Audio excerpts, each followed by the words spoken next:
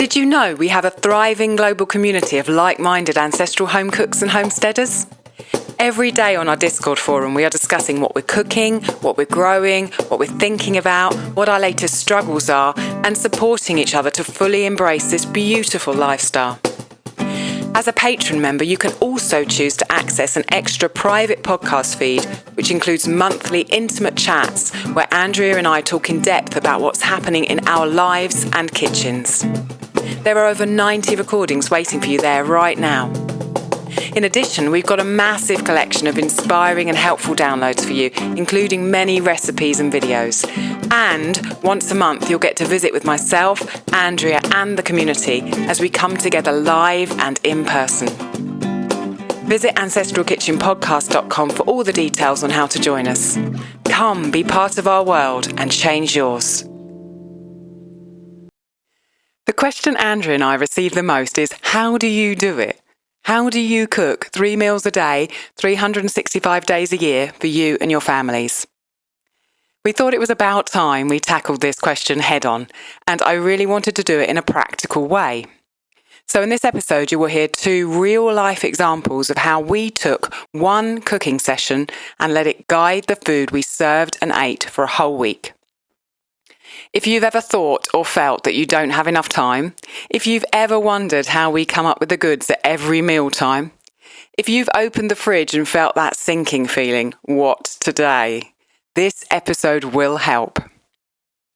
There are a lot of recipes and dishes mentioned. We've put all of them into a downloadable, printable PDF, which is available to patrons of the show.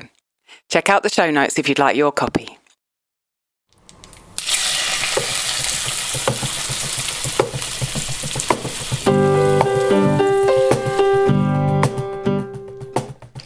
Welcome to the Ancestral Kitchen Podcast. I'm Alison, a European town dweller living in England. And I'm Andrea, living on a family farm in Northwest Washington State, USA. Pull up a chair at the table and join us as we talk about eating, cooking, and living with ancestral food wisdom in a modern world kitchen.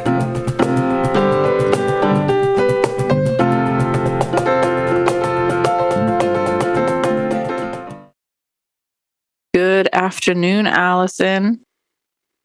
Good morning. That feels weird saying it, and it's obviously afternoon my side, but good morning to you. I know. Good morning to you. It does feel weird saying good afternoon. And also, I should say, coming up on fall here, end of summer, winding down the season. Yeah. Yep. Yeah. Yep. This is the perfect time for the conversation we're about to have. Oh, I think it is because, you know, we all like to enjoy hearty meals as the autumn, as I would say, this side of the pond kicks in, especially leading into that kind of period where kids potentially are back at school. So we're busy, but also we want something heartier than perhaps we wanted in the summer. Yeah. Yeah. Great point. Well, speaking of what we ate, what did you eat before we started? We had some pork belly, which was cut into strips.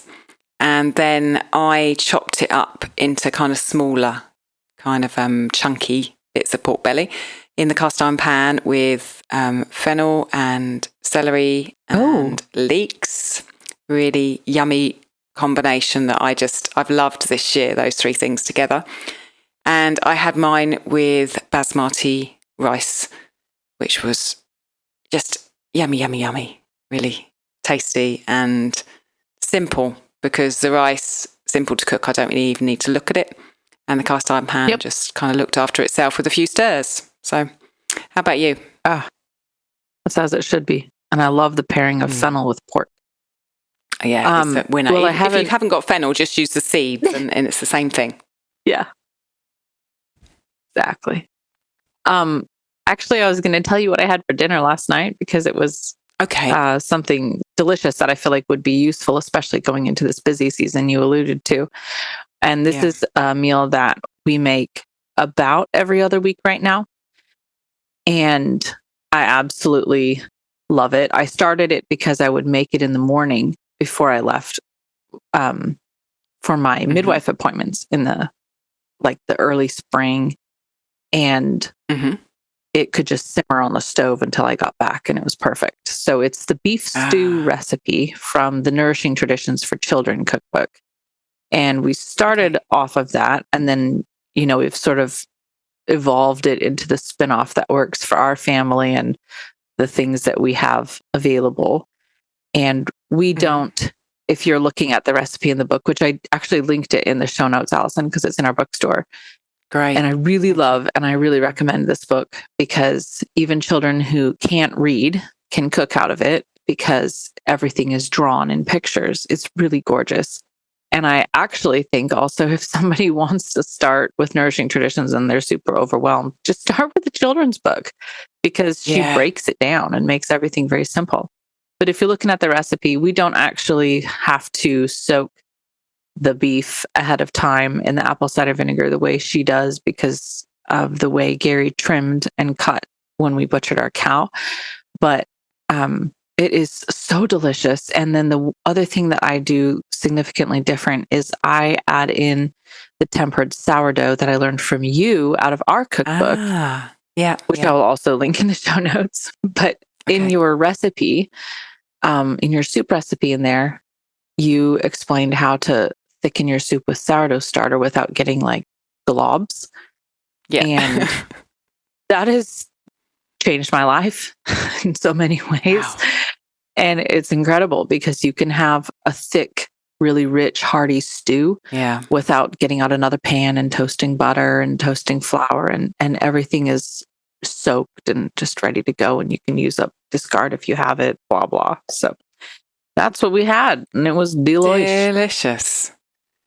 Mm-hmm. So let's dive into today's topic because we've got a lot to talk about. The question that we are answering today is something that we both get all the time. And, sometimes I ask myself the same question, which is, how do I cook 3 meals a day, 7 days a week, 4 weeks a month, 12 days a year?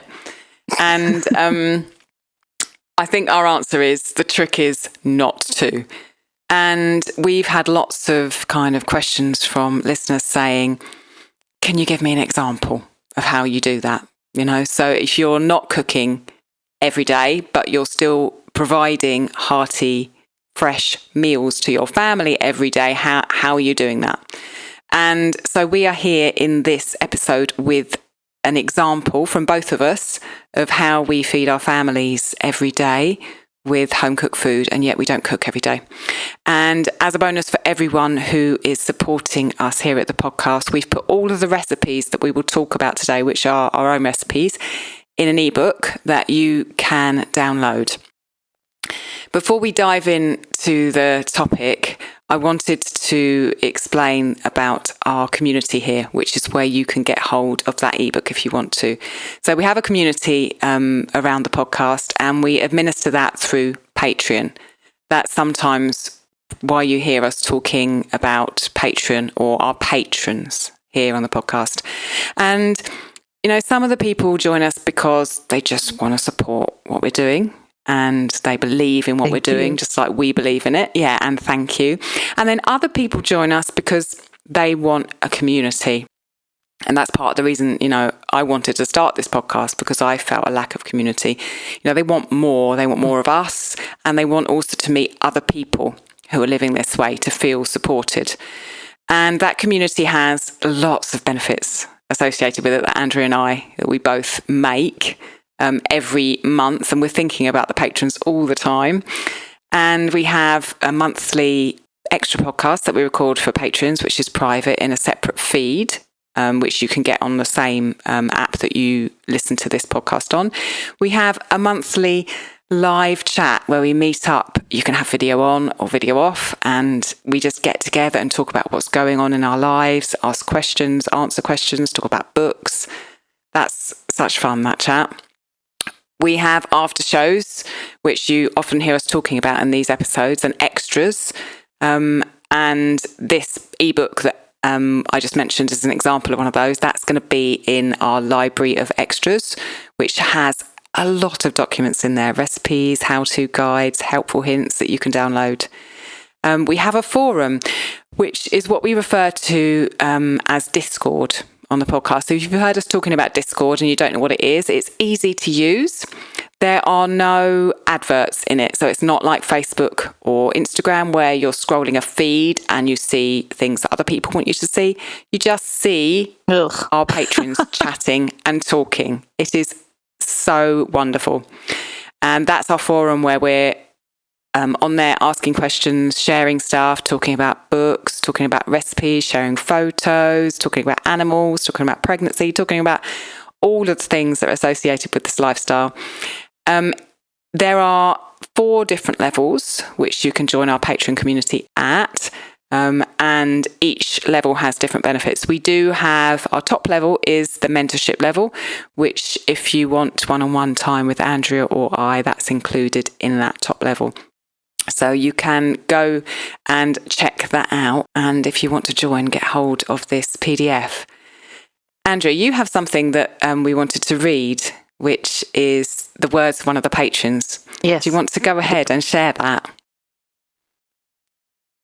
Yeah. This is from Nicole, who is one of our amazing patrons, and she is in the Discord chat and always contributing amazing things to the conversation. She said, when I first stumbled across the ancestral food approach, I was so taken by the concept.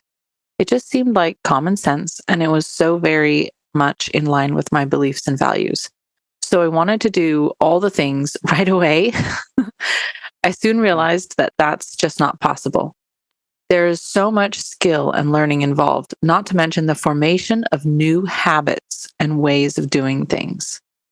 Although the podcast continues to be a source of information and inspiration for me, Discord has really given me a sense of community. And it's that deeper connection and the fun and learning and growing that goes along with that has been so helpful as I continue to strive towards a more ancestral kitchen and lifestyle. Wow. She makes such a great Thank point you. with the habits thing. That's such a big part of it. Exactly. To move into this way of cooking and living, it's taken both of us many, many years to do that. It's not something that has happened overnight, and we're both still learning and making new habits. And so having that community is so important. Yep. Okay. So let's dive into today's topic. Just to recap, we do not cook 3 meals a day, 7 days a week. I think I would go mad if I had to do that. And I know we that just let everyone our family listening... starve. Oh, yeah, exactly. You want to eat? Okay, get into the kitchen. We know that all of our listeners have other things to do other than just be in the kitchen, no matter how much we love it. And, I do love it on most days. On a good day, I really love it. And we have work, we have a household to look after, we have children, our children get sick, maybe we homeschool, we've got families, we've got gardens, and we're people as well. We've got to look after ourselves, yes. and we want to grow and learn and read and that kind of thing. So the trick is to wisely use leftovers. And by that, I mean, plan your leftovers, intentionally use leftovers, make more so you can have leftovers. There's an interesting discussion on Discord a while back that is leftover actually a leftover if you intentionally make it? And I think that's fun to think about. But leftovers are such a part of both of our kitchens, and they are the things that keep us sane. We do it all the time. So in this episode, we're going to give you 2 really, really practical examples of a week's worth of meals. One of them is based on a slow-cooked beef heart, which I know a lot of listeners have cooked. The other one is based on the Chuckanut Hills roast bird and gravy. Now, both of those base recipes are in our first cookbook, Meals at the Ancestral Hearth, which you can get hold of by going to ancestralkitchenpodcast.com/shop. So we'll be talking about those recipes and then how we can use those recipes to feed our family for 7 days.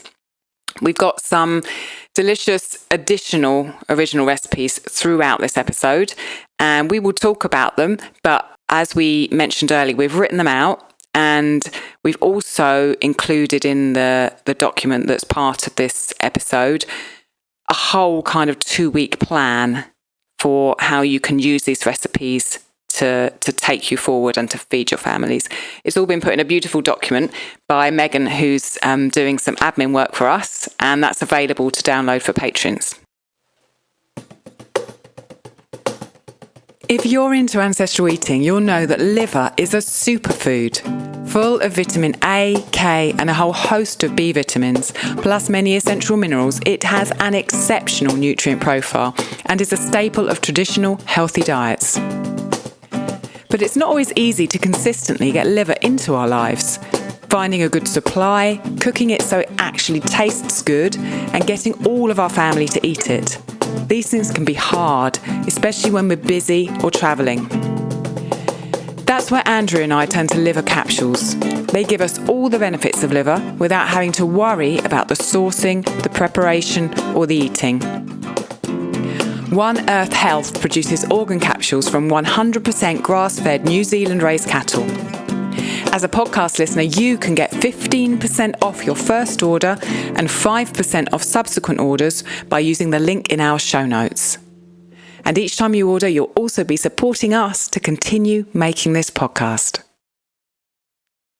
Okay, so the first of the 2 base recipes we were going to talk about and explain how we use it for a week is the slow cooked beef heart, which is in Meals at the Ancestral Hearth. And there's kind of 2 ways I wanted to talk about this recipe. The first one is to explain how we just use the leftovers in very, very simple ways. And the second way is to explain about 2 kind of new recipes. So first of all, just some basics about the beef heart. Now, beef hearts vary in size, and I always cook mine in the slow cooker. That's why the recipe is slow cooked beef heart. If you don't have a slow cooker, you can put it on the stove down very, very low. But that's what I do. The size of your heart. Oh, you don't? Do you not have the slow cooker? Oh, you don't use it, do you? Because it takes a bit more electricity. Is that right? Yeah, but your recipe works exactly on the stove, as you said, when I use my Dutch oven. Okay. So great. Okay. So how long your heart will last depends on how big your heart is, obviously. So for us, the one that I tested out for this last kind of round of the recipes, the beef heart weighed 1.5 kilograms, which is 3 1/3 pounds. It was a big one, but not as big as some of the ones that I've had, actually. That fed us for 5 days. Plus, it gave us 2.5 litres, which is about 2.5 quarts of beef stock. Plus, it gave us some fat as well, which sat at the top of the beef stock once I'd cooled it. Now, there are 3 of us, and one of us is a 10-year-old. So if you've got a bigger family, like, for you, Andrea, or if you want your heart to last longer, you'd need a bigger heart. So for you, probably that 1.5 kilogram wouldn't last as long as 5 days. But some of the beef hearts I've had have been up to 2.5 kilos, and that may well last you 5 days, if not more. Right. My own slow cooker can take a heart that's up to 2.5 kilograms. So that's not a problem. Sometimes I have to kind of push the lid down a bit, but it works. The great thing about heart cooked this way is that it lasts. So you can leave it in the fridge for at least 5 days, often 7. It freezes really well though. So sometimes, even though I could leave it in the fridge, I'll cut the heart and I'll freeze it in chunks. You can also slice it beforehand and then freeze it. I know that one of the patrons, once they've cooked their heart, they slice it and then they pop it in the fridge on a tray with the slices separate until they've started, until they've gone hard and they've frozen. And then they take them out and they put all those slices into a freezer bag, and then they can just pull them out really quickly. And so you imagine a really thinly sliced piece of beef heart's going to defrost really quickly. So if you just want one as a kind of a quick protein snack or a sandwich filler, you can. Or if you then wanted to pull out like 6 slices and feed your family, you could as well. They really quickly reheat on the stove. I know you fried those slices in garlic butter quite a bit, Andrea, haven't you? And I think I haven't done it yet, but it sounds lovely. So you've got the option of, once it's cooked and cooled, putting it in the fridge and or cutting some up and leaving it in the freezer. So as an example, this beef heart that I cooked that weighed 3.25 pounds, the way that we ate that beef heart was on the first day we ate it warm, really, really lovely, with broccoli, bread and lard. That was day one. Then I had some on day 2 in sourdough bread sandwiches with mustard. Mustard goes really, really well with beef heart. Horseradish works really nicely too. Day 3, I cooked the heart with a creamy mushroom and mustard sauce, which we'll talk about. Day 4, I fried the heart in lard, and then I served it with Staffordshire oat pancakes, which is another recipe that's in our book. And then day 5, I made beef heart bolognese. Now that's just 5 days. If you've got more heart, you could double one of those recipes and make it last for longer, or you could have the heart in sourdough sandwiches just for 1 day, or, you know, any way that you would use leftover meat, you can use heart. You can mince it up, you can slice it any way. Okay. So let's talk. Yeah, go on.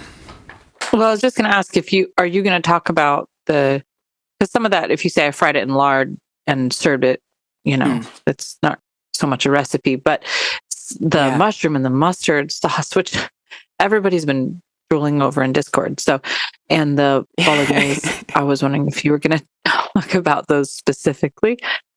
Yeah, I wanted to, because, you know, when you have leftovers for an extended period of time that are the same, like, you know, if you've got a beef heart that lasts 5 days or a beef heart that lasts 7 days, it's quite easy to become bored with how you're serving it.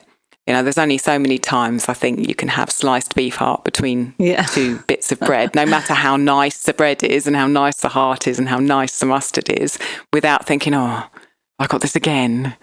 And particularly family saying that to you, you know, even if you love it. So that's why I wanted to exactly, no, just eat it. So I wanted to share 2 kind of ways to jazz up the beef heart in other recipes, because it's such a wonderful food to have around, and because it's offal and no one eats it, I absolutely love that, you know, and lots of people have made it and love the taste.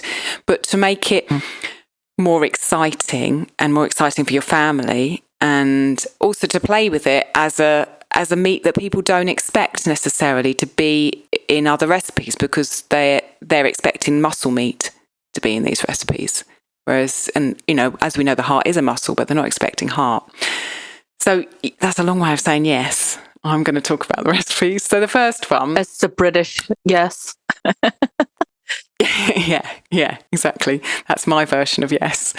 The first one is a mushroom and mustard sauce, which is really creamy. The recipe is in the PDF, which patrons have access to. So as I said earlier on, mustard is really good with beef heart. And when I realised that, I thought, well, let's play with that idea and see how I can mix that up and make another dish with mustard, because I think that would go really well. And I love mushroom with mustard.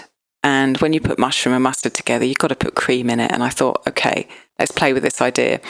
And so that's where this leftover beef heart with creamy mushroom and mustard sauce came in. And it's really quite simple. You just melt butter in a cast iron pan and then chop some garlic into it. Cook that garlic for a little while gently so it doesn't burn. Add some stock and boil that down until it's reduced to half, which is putting so much extra flavour in there. You can use the stock that came from the beef heart cooking originally in the slow cooker. And then you add cream and you add mustard. Stir it really well. Slice up your mushrooms and put them in. And then leave it on medium-ish heat. Stir it every now and again until it thickens slightly. It won't thicken much, but it will thicken slightly. And then get your heart out, chop it up into, I usually do kind of cubes for this, stir it through the sauce, and that's it. Literally, you serve it. And we've eaten it many, many ways. I had rice for lunch, and I love putting this sauce over rice. And you can cook that rice in the beef stock as well. So you're getting a kind of double whammy of stock and the flavour. It's really nice on pasta because it's so creamy. It's kind of, it reminds you a bit of carbonara because all the cream goes over the pasta. It's really nice on toast, the kind of the crunchy texture of the toast with the kind of creamy, mushroomy topping that kind of melds into the toast a little bit. It's really, really yummy. I sometimes serve it with millet, and again, I'll use the beef stock to cook the millet in.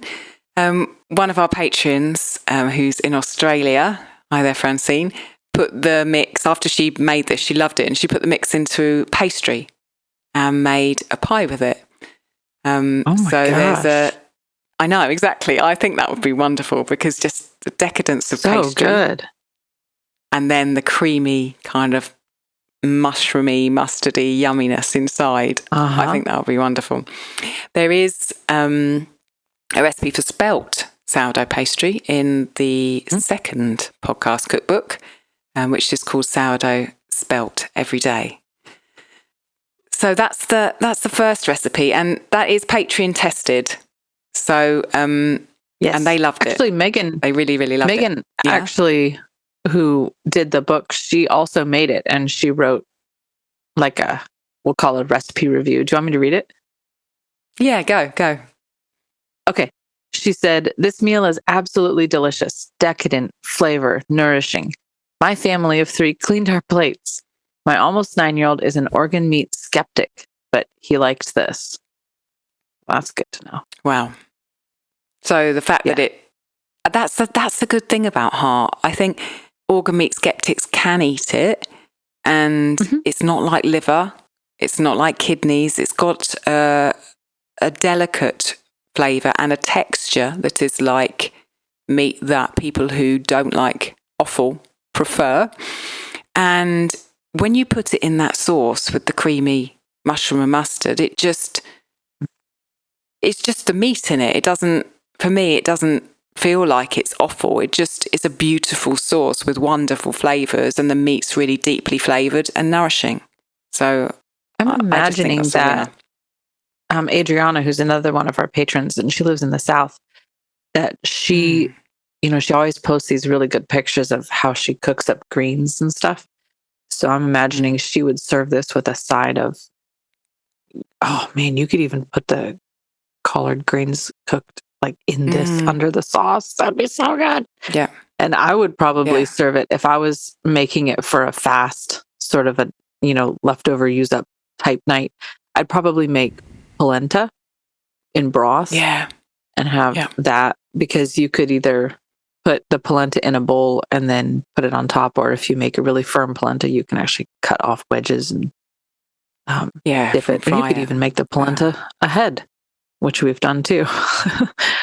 So exactly. I think the greens under it would be really nice. I'm kind of thinking, if you had spinach on the bottom of the plate and you poured this all over, all the cream would kind of go in the spinach as well. That would be really tasty. It's so good. It's so flexible, that recipe, and that's really the idea behind the second kind of extension of beef heart recipe that I came up with, which is leftover beef heart bolognese. And this one, I mean, when you make the bolognese with beef heart, you just, a bit like the mushroom, you just can't tell it's beef heart. It's just a meaty flavour in there that goes so well with the flavours of bolognese. And bolognese is I'm sure if you go to Bologna, you have to follow exactly the way that the bolognese do it. Oh dear. And if you don't, then you're probably sacrilegious. But really, bolognese has been taken and adapted by every single household in the world slightly differently, I think. And that's the wonder of it, in my opinion, that, you can do it however you want. So the recipe I came up with is the way I did it in preparation for this PDF that we made and trying out. But sometimes I do it differently.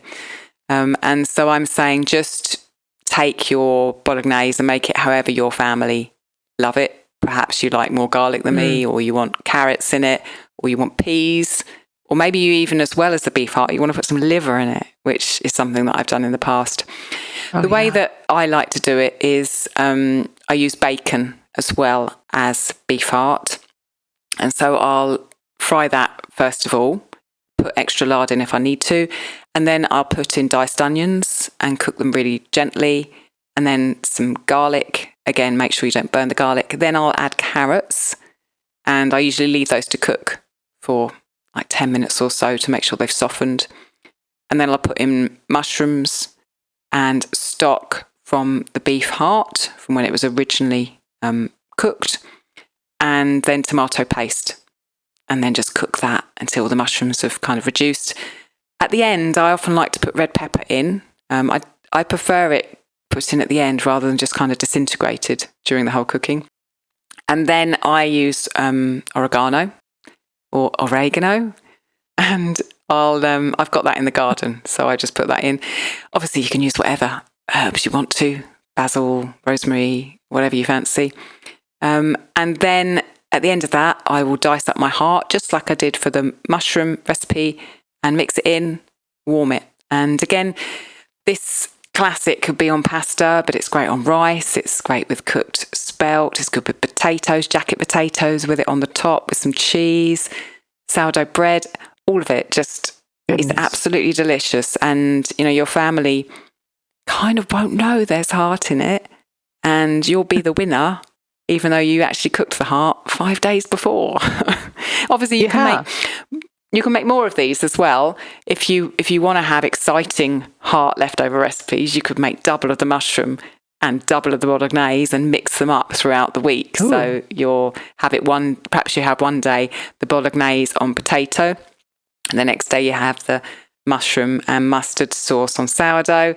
The next day, perhaps you've got polenta with the bolognese, and then maybe you do the pie and pastry thing with the mushroom one. Yeah. Towards the end, everybody says, "How do you do it? How do you have the time?" Yeah. And you're do you tell them genius that you just make it all ahead, or do you just not say? I think I would just say, I don't know. Just depends what mood I was in. I would just say, I'm super organised, and get with it, guys. Get with the program. Exactly. Amelia, I wouldn't tell them. Go on. Amelia is one of our patrons who lives in Wales, and she also made this recipe. I know you saw her pictures, and everybody was hungry. Amen. And she says of this recipe, so good. We are definitely heart converts. Thanks for giving me the push and courage to cook it. Oh, that's a nice thing to hear from Amelia. Once you start cooking heart, there's just no going back. Yeah, I agree. Just for the ease of it as well. It is an easy thing to cook and have again and again. And I've seen Amelia's pictures. She posts pictures in Discord of beef heart. And, sometimes she has it just straight sometimes. And she made this bolognese and loved it. And also she's paired it with the Staffordshire oatcakes that I talked about earlier, which are also available in our cookbook. Bring to mind your kitchen. Now imagine it full of expert women fermenters ready to teach you everything they know. Vegetables, salumi, drinks, kefir, dairy, sourdough, vinegar, koji, and much more. The Fermentation School is just that, online, in your kitchen, whenever you want. World-leading female educators sharing their incredible experience in video courses that will guide you step by step through your next fermentation project. Ancestral Kitchen Podcast has teamed up with the school to offer its 60 plus courses to you at a 10% discount. When you say yes, you'll also be supporting the work Andrea and I do as you skill up. Go check out their courses via the link in the show notes. I'm betting there's something there that's going to get you really excited. Happy fermenting.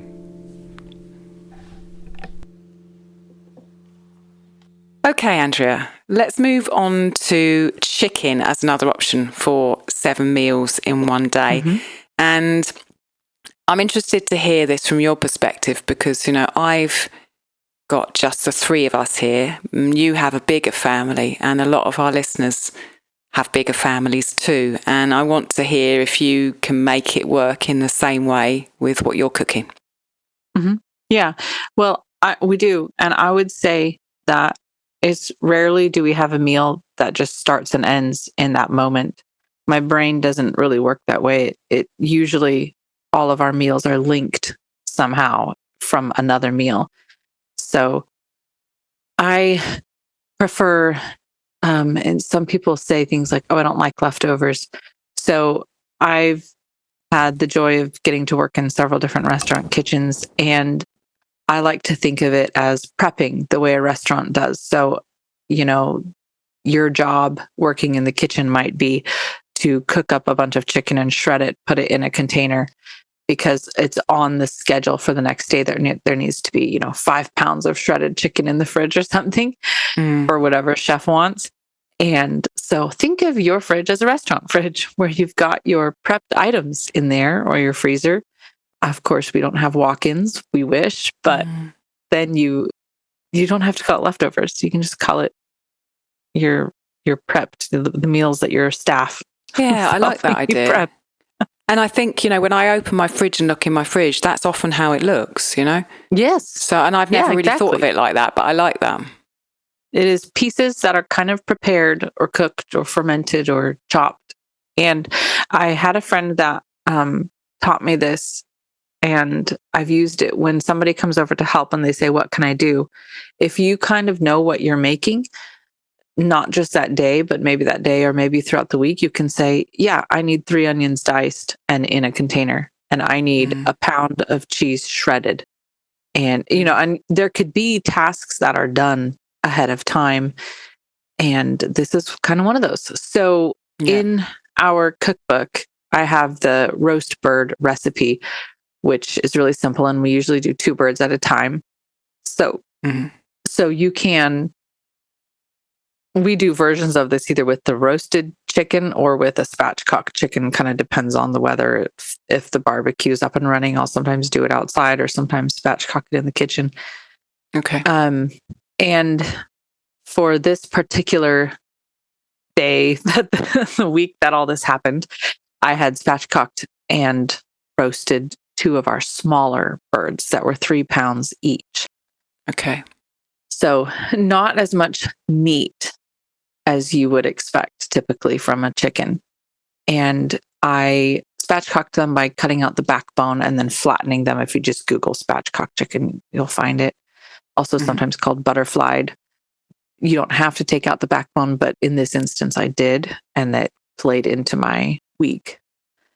So I cooked both those chickens, and then what we ended up doing, and again, this wasn't really planned. I don't know how your beef heart week was, Allison, but I didn't really plan this. It just kind of happened because these were the resources I had. And so I turned them into the meals we ate. Yeah. If that makes sense. That's usually the way round that my kitchen works, that I open the fridge and I look at what's in there. Yeah. And then I decide what I'm going to do. So I think with the mushroom recipe, I just had mushrooms. And with the bolognese, I have most of those things in my kitchen, in my fridge all the time. So yeah, I work similar to you. It depends on what's in my fridge, and I'll open it and I'll look at it and I'll think, right, how can I take this leftover and use what's in my fridge and come up with something that I fancy, that I know my boys will eat. Yeah. And sometimes you loosely know, on Tuesday I want to have tacos for everybody. But what exactly goes into the tacos might not be known until you look in the fridge and say, "Ooh, we do have mushrooms. Very good." Then that would help you decide what goes into it. So the first meal we had off these chickens was I cut up pieces of chicken and we had roasted potatoes, and I put the recipe for those roasted potatoes in the ebook. And that was just a simple, I don't remember, but I probably made like polenta or rice or some kind of a grain to go with that. And that was the first meal. And that night, I also started a batch of backbone broth because I had those 2 pieces that I took off of the birds right away. And I put that recipe in the ebook as well. Okay. So just a simple broth that's really, it's not a huge pot, but it makes enough for what I wanted to use it for. I think I made like 2 quarts of broth off of that.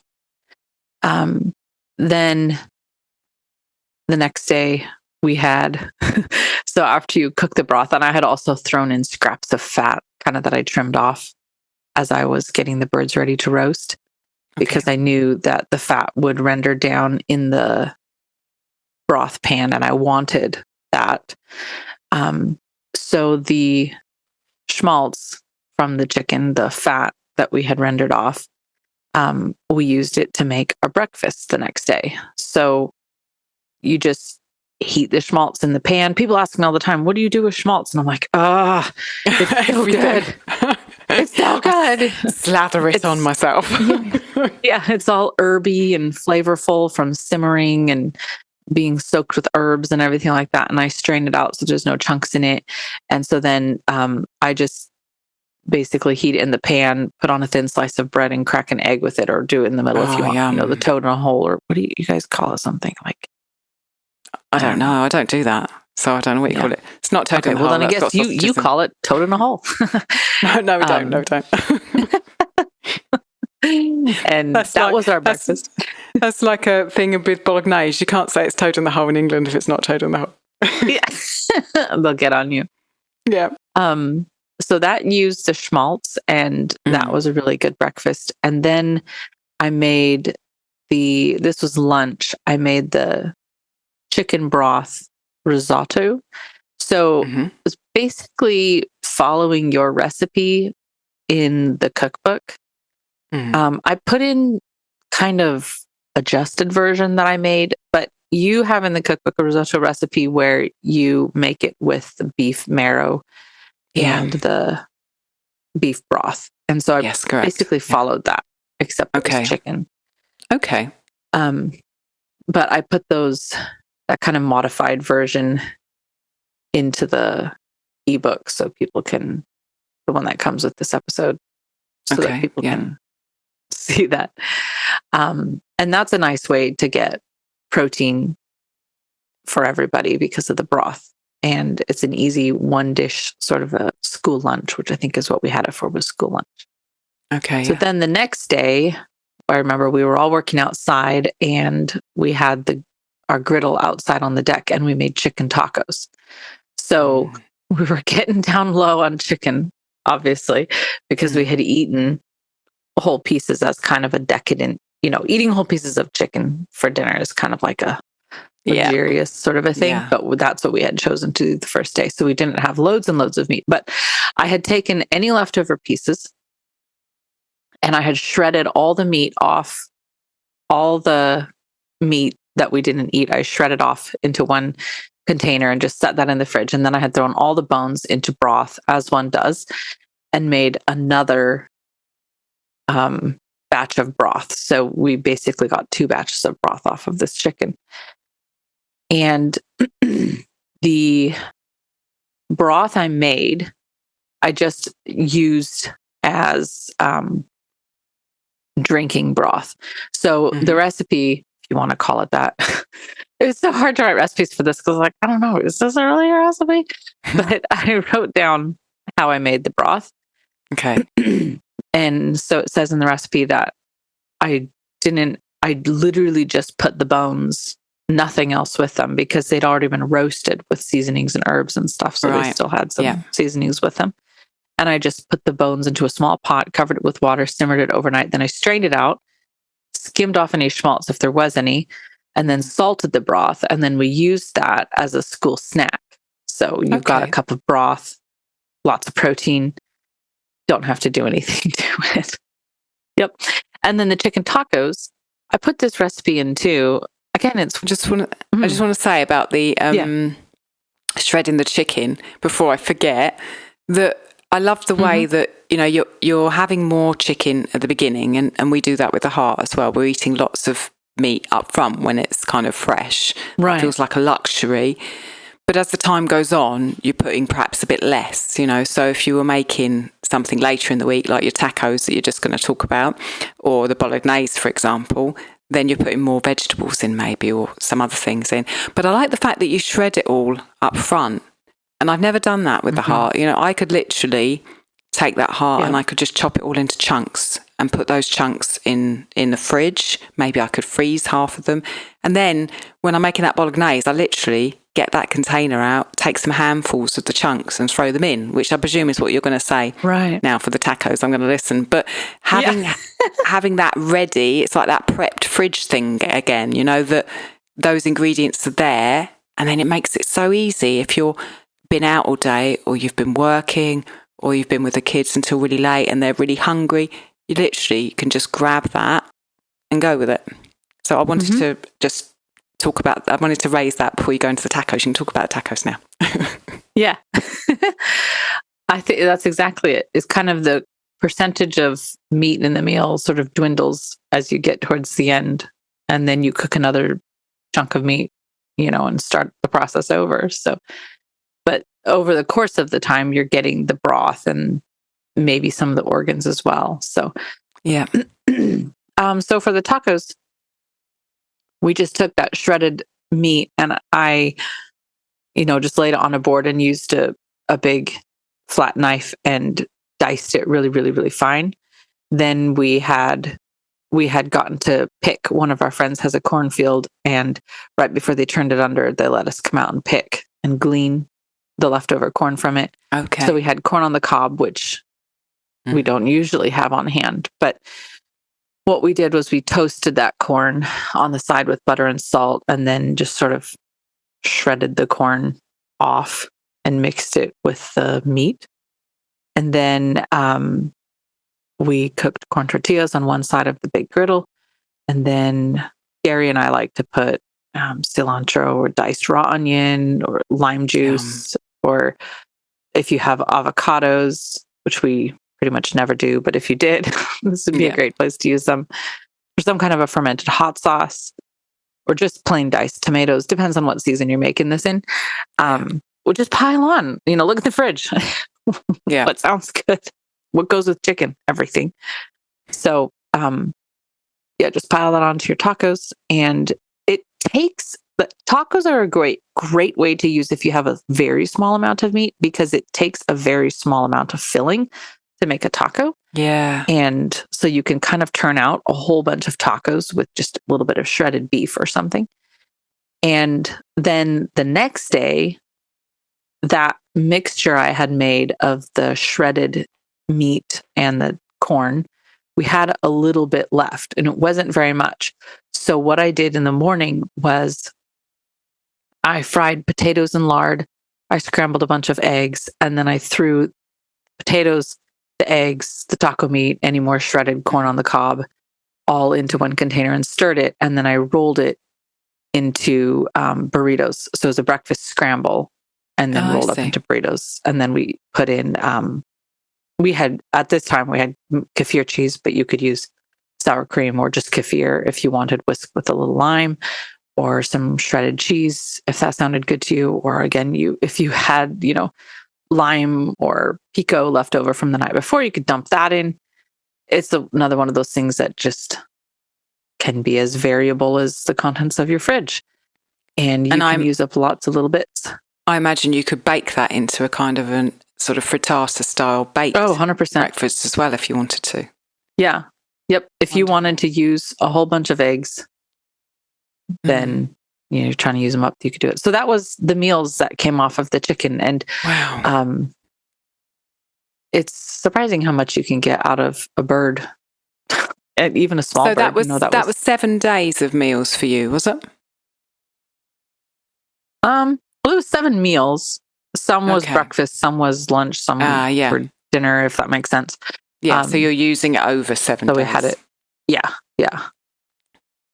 Okay.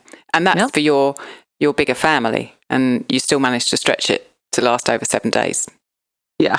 And if you had if your kids were all 18-year-old boys or something, obviously. Like Hillary Boynton, our friend of the podcast, who has just really lots of very hungry boys to feed every single day. Our heart goes out to you. But that is a beautiful thing, and you can actually still do the same versions of this. As your kids get bigger, it might not. It might not make 7 meals, but you might actually get still the principle being, I intentionally roasted more chicken than I knew we would eat in one day. And then I started right away making every resource I could out of those chickens so that it would last and stretch as far as it could. And I guess we didn't even count that all the leftover scraps from making broths and things like that we mix into our dog food, and so we made dog meals too. Wow, the dogs are involved as well. Extra extended family. So all of those recipes you've put into that e-cookbook that is available for patrons associated with this episode, and my 2 recipes are in there as well. So there's actually 7 recipes in that little PDF. It's not so little. And also details of how we made that those 2 meals last, those 2 cooking sessions last through the week, like a plan. So do go and download that if you're a patron from our treasure trove, and get cooking. Is there anything else you want to add, Andrea, before we wrap up? I think the wrap up actually goes really well with what Nicole said about developing new habits and routines in the kitchen. So making it habitual that you're making the little bit of broth, even if you don't exactly know what it's for, or maybe you do. And then the next day you have broth for making risotto, and you can have a protein-rich lunch, but just always thinking in the mindset of making a little bit ahead. I think with these 2 dishes, with the roast bird and with the heart, it's good training ground for helping you to develop those habits, because they're big pieces of meat. If you've got 2 small chickens or 1 large chicken and you've got 1 beef heart, they're big meat. And so you're going to be left after you've cooked it with way more than you need. And there's nothing you can do about that. So you have to think, right, okay, well, let's just be practical in this moment. Am I going to freeze it, or am I going to put it in the fridge? Yeah. And then the next day you're going to look at it and go, well, how do I fancy that? Do I want it really simply in a salad? Or do I want to put it in a sandwich? Do I want to make tacos? And if you do that 3 or 4 times over a couple of months, then by the end of that period, you will have dishes that you love and your family love, and you can turn to them much more easily than before you even started. So, you're right. It's about creating those habits, and by doing it once and then repeat, rinse and repeat, as we say, then it becomes part of your life, and then you don't really have to even think about it, and you can put your mind to the next thing that you want to make a reality in your kitchen, which is a wonderful kind of example of how habits build on themselves, and good habits can take us very, very far. So I think you're right. Yeah. And if you get, if you listen to that episode with Rebecca on meal planning, earlier in the spring, then things can become rhythmic like that. Like, oh, we're having heart tonight. I know tomorrow's mustard and mushroom sauce with heart. Like it's already done. Yeah. Yeah. The dopamine has been spared. The decision need not be made. The habit is in play. You're right. And we need to be able to make fewer decisions because as parents and cooks and living in this world that we live in, it's decisions, there are too many of them, and any of them we can take away and make easier for people who listen to us. That means that in the end they're going to eat better food and enjoy it more and have more fun. Then that's a good thing, I think. I agree. Decision fatigue be gone. All right, Alison. Lovely. Ready to go eat? Thank you very much, Andrea. I am, certainly. Yeah, I am. All right. Bye for now. All right, bye.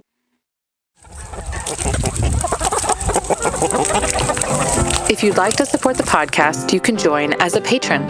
Choose from various levels starting at $5. You can see what we offer at ancestralkitchenpodcast.com. While you're there, check out our favourite books, supplements and kitchenware, or give a one-time donation.